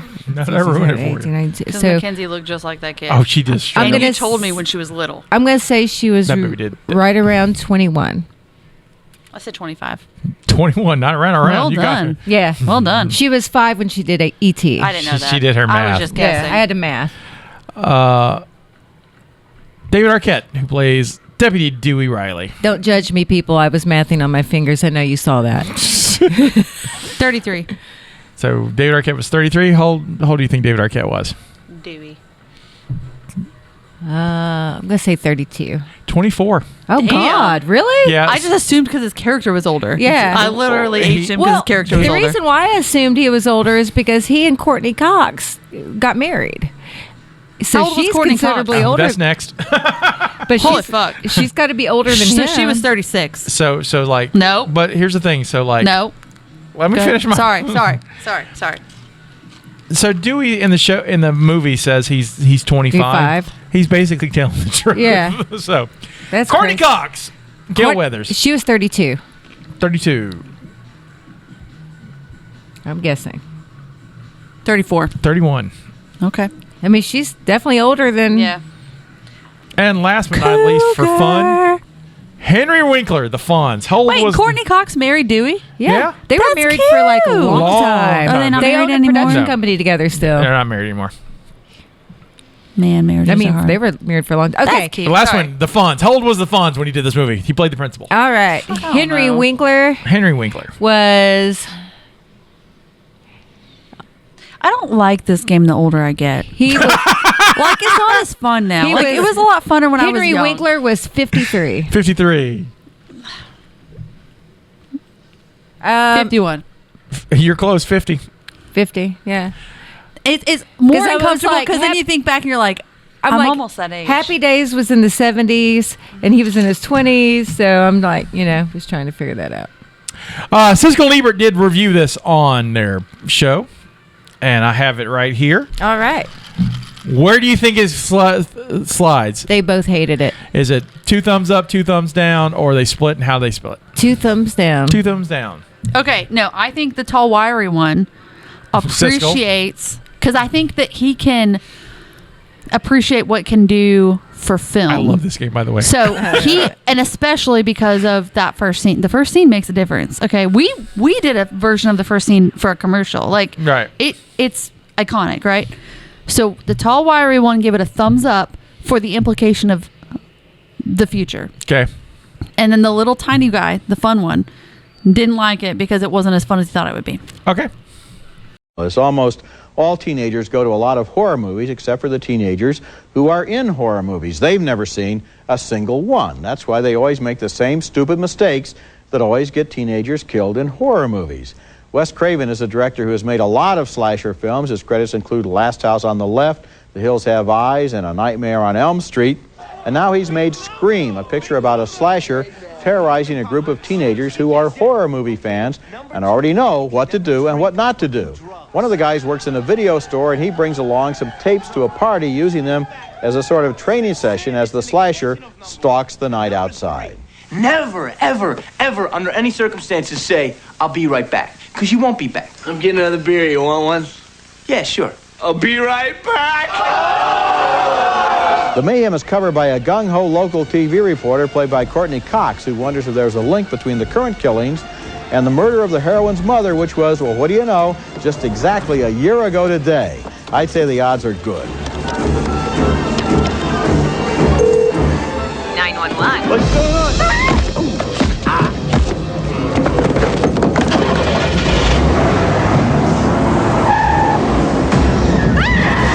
Scream is one of those movies where a lot depends on the attitude you take to it. On the one hand, it is a violent and frightening film. The R rating is well-deserved.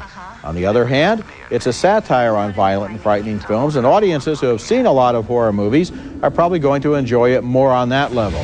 I have seen lots of horror films, and I did enjoy it because, for once, the teenagers weren't making the same old stupid mistakes. Nope.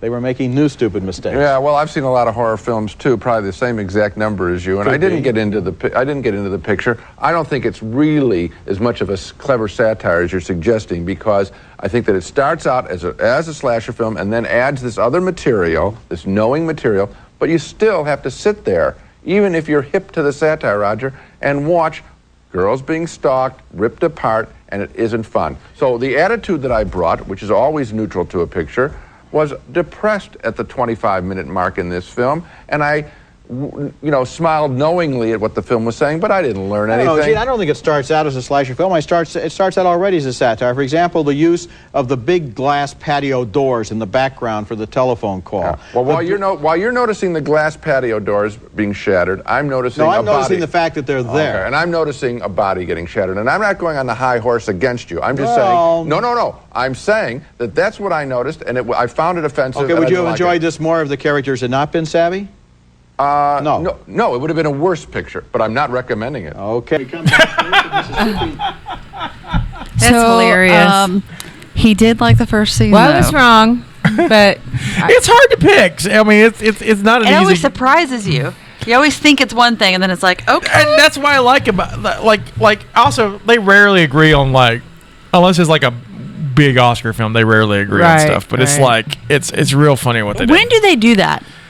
Like at one point, does it already hit the audiences so they can already get influenced by people that have watched it? So the way it worked was they saw it early, made their reviews in the paper, then they did their show. So the show would come out the week before the movie came out. Okay, good. So they weren't influenced by the public. No. Okay.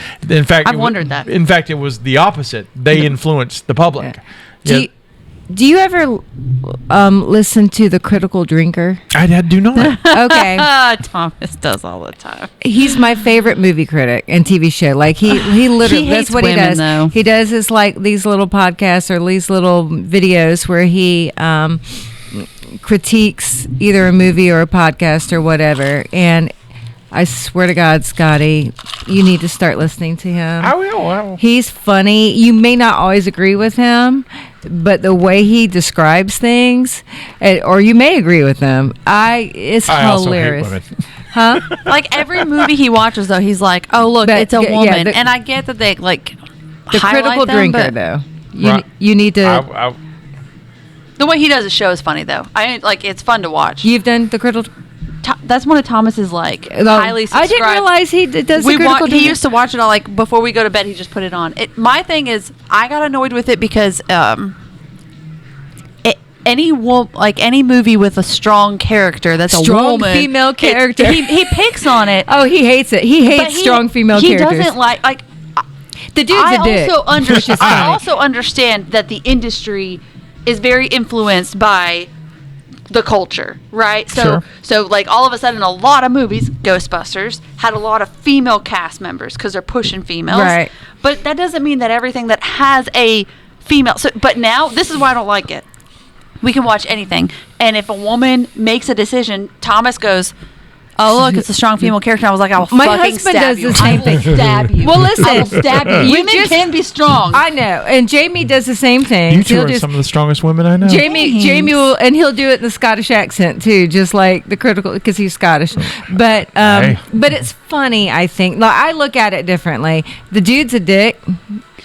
He's an asshole. He's a complete asshole. But it's funny. It's funny as hell. But a lot of my very favorite, because you'll get this, because It's so funny that you watch, like, you listen to him. Discovery. You know how bad Discovery is. Sure. That's the first thing you need to watch is his video on Star Trek Discovery, because it is all correct and hilarious. But like there's a lot of things that, like, he'll get in a mood and like hate everything sometimes. So, but he's great. All right, so this movie was released in December, close to Christmas. It's interesting that they did it close to Christmas. Because they didn't have much faith in it. Oh, that's sad. And to give up on your movie before it even goes out. So it released December 20th, 1996. Wow. I've noticed that a lot of the best movies are released towards the end. When I'm looking on our Wikipedia, it's like from October to December, I find the best movies. But see, mine were usually in the first quarter. Right. That's interesting. Budget of this movie was $14 million. Okay. Yeah. You good? Yeah, $14 million. It's been a long day. $14 million. The worldwide gross was $103 million. That number is deceptive. So it does. I'm just going to say that number is deceptive.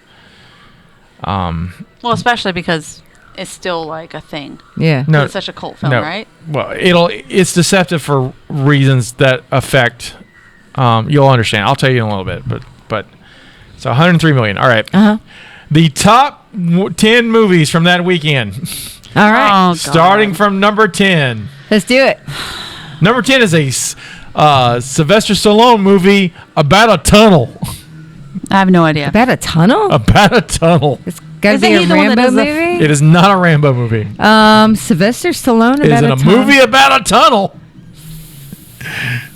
I don't know. Is it about going mining? Nope. Okay. It is like a drive, like the Wallace Tunnel, it collapses, and so he's got to rescue people. Is it people. called The Tunnel? No. I have no idea. It's called Daylight. I've never even heard of that. Most people did. It is not great. Oh, wow. Number 9 is a movie I've never seen. It stars Jack Lemmon and Dan Aykroyd and James Gardner about former presidents who were accused of some kickback stuff. It's a comedy called My Fellow American. I didn't see that either. Number 8 is a Christmas comedy starring Arnold Schwarzenegger. Oh, this is, oh gosh. Jingle All the Way. Jingle All the Way. Thank you. I know the movie. I couldn't remember the name of it. That was good. Number 7 is a Tim Burton movie starring Jack Nicholson that's based on Topps trading cards from the 50s. What? Tim Burton? With Jack Nicholson? Jack Nicholson plays. It wasn't a Batman movie? No, he played 2 parts, and then he played a president and this gambler, I think, or like a drunk degenerate. Is it called The Gambler? No. Okay, just but curious. it's based on. It is based on. The baseball company Topps. I know Topps. They did a series of non-baseball cards in the 50s and 60s. Dick Tracy? That were based on an original property. I don't know. The movie is called Mars Attacks. Oh, God, I love that movie. I didn't know that was based on cards. Yeah, that's what threw me off. Yeah, based on act. I love that movie. That's based on cards? Yeah, it's based on cards. I've seen that movie. Yeah, I love that movie. The Mars Attacks cards thing. You said Mars Attacks. I was like, he's not talking about the one I know. And then you went, and I was like, holy crap, that's a great movie. Number 6 is a remake of a 1950s movie starring Denzel Washington and Whitney Houston. Oh, that's The Bodyguard. No. Oh. They didn't make The Bodyguard in the 50s. Oh, wait a minute. Kevin Costner's in that. Kevin Costner. Not Denzel Hold Washington. on. Denzel Washington. Oh, that was, that's The Preacher's Wife. The Preacher's Wife, which is a remake of The Bishop's Wife. The Preacher's Wife is way much better. Yeah. Number 5 is a romantic comedy starring George Clooney, and I forgot the female lead in this. Well, that's no help. It is no help. Give me a second.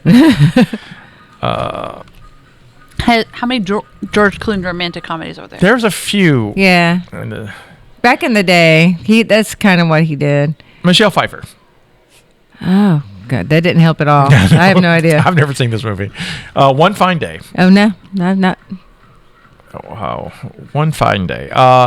I love the games. I love the games more than the sermon. I'm sorry. These are great. I like them all. I like them all. This makes me feel dumb. But what I mean is like all this stuff. It's not supposed to make you feel dumb. No, it makes me feel dumb when you go, we've done this before. I'm like, fuck, Scotty, I don't know. I don't know. Just tell me I'm dumb. I'm just going to admit that my brain cells over the years have slowly died, and I legit have memory issues.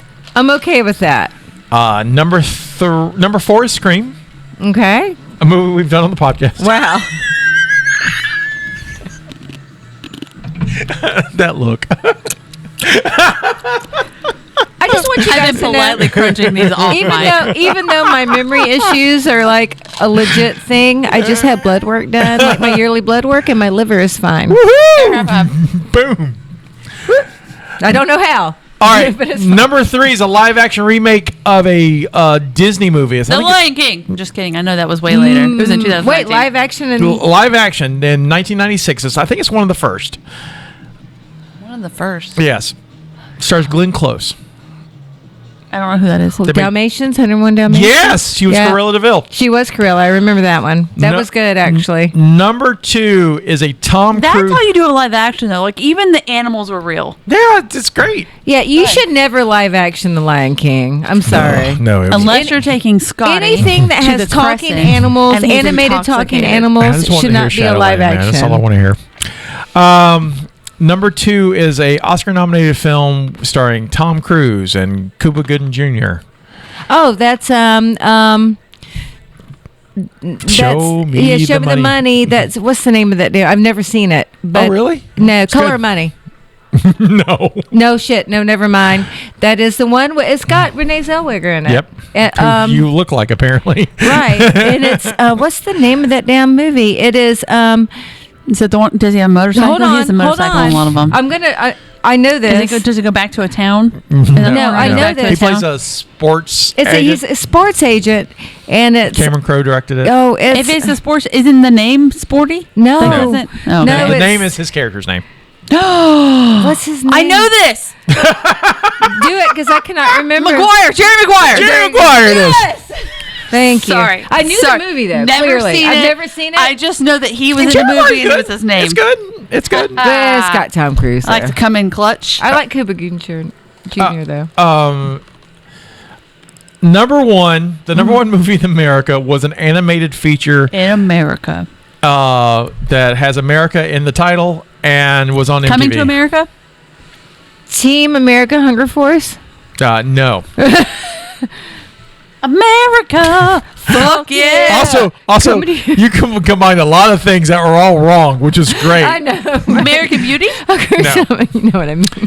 Famous MTV cartoon. Oh, Beavis and Butthead. Do America. Do America. Do America. Which, by the way, was on the same episode as the Scream episode we saw. Siskel Ebert. 2 thumbs up. For They Beavis both and like Butthead? Team America Hunger. I mean, shit. Beavis and Butthead. Yep. Wow. All right. At least they come together on something. Wow. Apparently All it's stupidity. So here's why the numbers are weird. So the top 10 movies of 1996, at 103 million, the Scream should have been easily in the top 10, but it's not. You know why? Because it came out in December. December 20th, and so its box office doesn't really reflect until 97, where it's in the top 20 in 1997. Number 10 is a movie starring Bette Midler and Diane Keaton. I'm sorry, we're doing 97 now? 96. Oh, that's the Ex-Wives Club. The First Wives Club. First Wives Club. Number 9 is a movie we just talked about a second No, ago. I don't like it. See, this is when I feel dumb. Go ahead. It's an animated movie. I mean, it's a live action movie based on Disney animated property. Dalmatians. 101 Dalmatians. Number 8 is a John Grisham movie starring the judge, the lawyer, the client. Let me get the. Just go through all First of all, the client is one of them, but it's not this one. I don't think the other 2 are on here. That's how you I was just laughing at the judge, the lawyer, the client. One of them. This stars Matthew McConaughey and Samuel L. Jackson. I can keep going through it. The attorney. No, it's not The one of the, it's accountant. not one of I the- know I've seen but it. it's one of the. I've seen Law it. and Order. It's the one where he says, "I hope he goes to hell. I hope he dies. I hope he dies and goes to hell." That would be the A Time to Kill. A Time to Kill. Would not have made it. I've I was seen doing it. the It's a good thugs. movie. It's a good one. It's a good movie. Number 7 is a classic Robin Williams 90s film. Mrs. Doubtfire. No, that would be earlier, but that's also the class. But this is Vietnam. That's an 80s Good Morning film. Vietnam. That's an 80s movie. Okay. Shit. The Jack. The what? Jack. It's not Jack. Wow. Also I not like a classic. Robin Williams, Not a classic though. but I like Robin I'm Williams. sure. I don't. Was All of it them are Peter classics Pan? to me. Oh, guys, fair. Okay, fair. he's a Was it fantastic Hook? person. It is not Hook. All right, next clue. Okay. Nathan Lang. Oh my God, the birdcage. I don't know who Nathan Lang is. The birdcage. It's amazing. Seen the Birdcage? The birdcage is amazing. Yes, because he owns the thing, does Right. he not? Yeah, yeah. So yeah. it's based Nathan on Lang a Broadway plays his show, husband. La Cage aux Folles, No, which based is on great. the movie. On Movie? Yeah, it's, now, it's in based on, fairness- Oh, so that the Broadway show is based on the movie? yeah, it's a French film. Oh, I didn't know it was it's a film yeah, first. it's a great film too. I've never seen it. Yeah, absolutely. I watched that for the first time last year. Okay, it's so good. The is good. birdcage is so good. Isn't that where they pretend to be gay? No, or they pretend to be are straight? gay. They are gay. They pretend to be They pretend straight, straight. Yeah, so they're that pretty- he can bring his. Yeah. My Yeah. favorite is their house boy, Yeah, the houseboy. housekeeper. Yeah. Hank Azaria. And he looks super gay, and he's like, but he's so funny. Yeah. Him trying to play straight. Number 6 is a Mel Gibson film directed by Ron Howard. I've not seen this one. "It's Passion of the Christ." No, Mel Gibson directed Passion of the Christ. It's a kidnapping movie. Oh boy, No, I don't know. The Client. It's called Ransom. No, I've never seen it. I don't think I've ever seen it. I've seen it. Number 5 is a Eddie Murphy Disney comedy. That would be the Nutty one where Professor? he gets fat. The Nutty Professor. Thank you. I'm like, he gets fat, or he is fat. I don't remember He the gets name. skinny because Buddy loves Right. that one. That's where we get But the he wears a clumps. fat suit. The clumps. Yeah. That gets the clumps out of that one. There's a guinea pig in that movie. Number 4 cute. is a Michael Bay movie. Transformers. This is prior to Transformers. That's all I know about stars Michael Nicolas Bay. Cage. Ed Harris is in it. Tony Todd, Michael Biehn. Is Michael Bean the guy that plays Mr. Bean? No, Okay. Michael. Bless it. I'm just gonna let stop. it go. Just let it go. I'm just gonna let it Happens go. in San Francisco. That means nothing. It could have been filmed in a studio. It might have been, but it happens in San Francisco. Who's in it again? Nicolas Cage, Sean Connery, Sean Oh, this is The Rock, The Rock. and The Rock is really good. The Rock is pretty good. That's what I'm saying for a Nicolas never Cage heard film. Nicolas Cage movies are hit or miss. They are. Which makes him so delightful. You don't know what you're He going had to a get. good run in the 90s, though. Like He a did. really He's He's solid like run. one of But those this is- mystery this was a- packages. You open it, you don't know what you're Well, going what to because get. he had What happened was is What happened he was- he made some bad financial decisions and lost his money, and then had to take any Whatever he movie could and get. whatever movie he could he take. didn't lose his money. He bought a lot of things and had to pay a lot of taxes, and it just took him a while to pay off taxes. Yeah, he made bad financial decisions. Number 3 is the start of a franchise that is probably Tom Cruise's number 1 franchise. It's probably Mission Impossible. It is the first Mission Impossible. I've never seen any of them. They're, Not they're one. actually not bad. Not I enjoy one. them. I've seen the first 3, and I'm not I am now at the I don't know point how of my many there life are, where but I'm I've seen a refusing to couple watch of them. them. 7, I want to say. I Oh, will boy. never watch Mission Impossible movies Never say never. because I feel You're like on a it's podcast where if you say statements like that, Scotty picks it, and he's going to pick number 3, and he's not going to let you watch the they're first not one. called films. We're not doing I mean, technically, neither is I Scream. still won't watch it. I'll just be like, yeah, it was a movie You know, I still didn't can we watch. do that? Because I would have done that with Star Trek. Like, I would have been like, yeah, it's great. There's a ship, No. and it's in the No, sky. technically you can't do that. No, because technically you because can't. you love me and you would do it anyway. I would do it anyway I because I would- can't lie. Listen, I'd be like, yeah, I totally watched it, Scotty, guys. I will watch any other Tom Cruise film, and I've watched several, and I've liked several. I do. On principle, I feel like he's playing himself in those movies, or who he thinks he is. Like he's playing his ego. Wouldn't you love to have a character- series of Okay. movies though that where you get to character play is your Tom ego? Cruise's ego. Wouldn't you love that though? If you get to just be your ego, think about the thing that makes you feel the most powerful, and you had a whole series of movies where you got to do that. Wouldn't you fucking love that? Yes, Okay. but I'm trying to. You can't shoot Tom Cruise down for it. But I'm just smiling because let's think about what those movies would be like. I was as I was speaking, and then I was like, Let's just think about what Okay. those movies would look there would like. be naked like Scandinavians or Vikings They're all muscular over the place, drinking. And a lot and of she would be drinking. very strong, and she would be drinking. Lots of violence. It'd be Spartacus. Yes, it would. It would be It would Spartacus. 100%. It would be. It would. Yes. She Yes. wants to be the Domina and star Spartacus. Yes. That's all she So wants. I just upset about I right want now. to say, Let me pick my man tonight. Undress. It's fair. Everybody get naked. It's a good life. And bring me my wine, bitch. And okay. And you can come too, by the way. My female slave. But Tom Cruise, damn it, you don't get that. I'm so sorry. I'm not sorry. That's true. I mean, not to be on a tangent, but two people just seems like it's complicated. It's not. Scotty, I'm with you. Right. Two people would piss me off. Right. I mean, unless I am being pleasured by two people, but then I might If it's implode the as right- a person. Right. If It might be too much for me. If it's the right two people, I don't know. I'm just Okay, saying. let's move on. I'm weird about that stuff anyway. Let's move Okay, on. anyway. Number 2 is a disaster film. This would be Twister. This is Twister. Well done, because I was like, You're I don't know. welcome. The world Number ends. 1 is a fake disaster film. Sharknado. No. Wait, a fake disaster? That's a fake film? Yeah, it's a disaster fake film. disaster film. I It's a recognize big that it's disaster. not made. It's one of the biggest disaster films. Independence Day. Yes. Oh, that's so good. Yes. That's a good movie. It's a It great was a movie. good movie. We just saw that recently. That was Will Smith was in that, wasn't Will it? Smith was in that. Yes. And I threw her name down, people. All right. Scream fell to number 74 because it only had 2 weeks Yeah. before the end of the year. And we have done 2 movies Oh, I hate from this- 1996. I hate this game. Do you remember what those No, were? Scotty, you know I One don't. of them you've kind of mentioned it.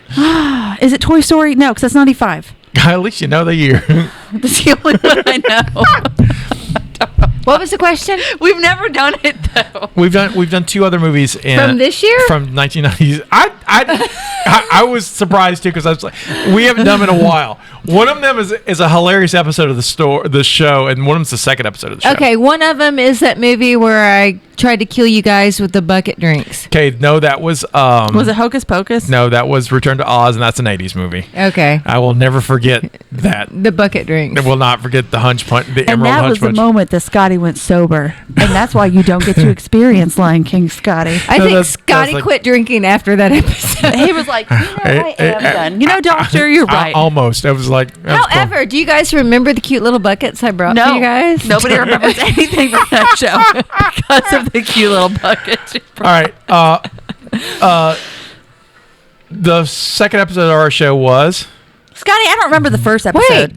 You don't remember the first episode? The only thing I can remember is we did Prince of Darkness, and I sat in. I wasn't even my that show. was technically the first No, episode. because that was Bros, Booze, and Movies. Oh, that's right, it was Bros, Booze, because I It just wasn't sat in. I got added. Right, you got added. Okay. And that formed the show. So That formed our that's show. the proto show. That's the proto show. That Okay. proved that this is a concept. That was the first time I met Drew. Right. Yeah, okay. And so, do you remember? Oh, do you remember the first episode? Hell no. No, not even kind of, Scotty. It's like, Scotty, are you kidding me? I remember that, and I remember Harry Potter and don't Star remember Wars. what After we that, talked it's been a about yesterday. blur. I don't remember what we've done on this season. I don't remember all our shows. I only know like, detention and faculty. 'Cause we've talked about it Let's today. discuss the fact that I don't remember watching the live action Lion King with you guys. In a theater, in person, in real life. So, Where Scotty was drunk and loud. Scotty remembers it. I remember it. I'm just saying, you expect us to remember like our first show. The cult movie Cantina first episode Please entertain us. I do. This is gonna was I think it's 1987, the 1987 classic Child's Play. Okay. That was our first one? Child's Play was our very first All right. episode. I did not know that. I knew we did it, but I didn't know that was our first. Our second episode boy. was the 1996 classic Star Trek First Contact. Oh, why am I still here? Why was that the second and I'm still here? What the hell? That's Golly. awesome. That's a great episode too. It's It like is. it's just watching Justina describe characters. The guy with the thing on his head, the guy with the thing in his eyes. And then he gets off the thing and he does this thing. Also, That he's tall and also he has I've the learned ears. with, in Justina's mind, every Vulcan is Spock. All of them are Spock. They're all Spock. They're all Spock. That's a Spock. As if Spock That's a is the Spock. race. That's a Spock. I think Spock is the race Spock now. is the race. I'm sorry, you're a Vulcan? Okay, well, welcome to Spock 3. Spock 4. The number 73 movie that we have done on the Oh, boy. on the 1996 is a movie that first of all, Steph recommended. Oh shit! She brought a guest. Well done. Is that the witch lady? Is that the witch It lady? was probably the craft. And then was the craft. she got drunk and You- professed that she was a Stephanie, witch. You don't remember this because the very next I episode. was so drunk. The very, Girl, let it's me- one of the best ones we've got. I don't. I will never forget this because because you two were sitting over here. I was sitting over there. The very She snorted. very next episode we recorded, you walked in and went, "That lady was crazy." Scotty and I had a whole conversation. We were like, "What is this going to be?" Who was it? I can't even remember who it was. I don't know, but you were a witch that night. You believed everything she said. No, you hold were on. full I'm witch. trying to remember who it was. I don't remember. I have to look it up. It wasn't Adrian, was it? No, Adrian is What a if hippie. it was and everybody forgot it? No, Adrian is a hippie, not a witch. No, I'm just making sure. I'm positive. Because she kind of has the look of that lady. I'm trying to remember who it was. But anyway, while she was here, you were like, "I agree." So afterwards, Scotty and I After were so like, much alcohol, I probably really felt that Scotty shit. and I were like, "Holy crap!" First of all, she's a witch now. Like, that's just who she is. I literally probably felt that in my soul after so much alcohol. Came in, sat down, and went, "That girl was crazy." We were like, "What the?" It was. Listen. Oh, shit. That's hilarious. The Craft is a good movie, though. I am this. Anyway, I'm looking for if I can find. I'm trying to remember who it was. Scotty, we are so late. Are we late? Yeah, like it's 6:48.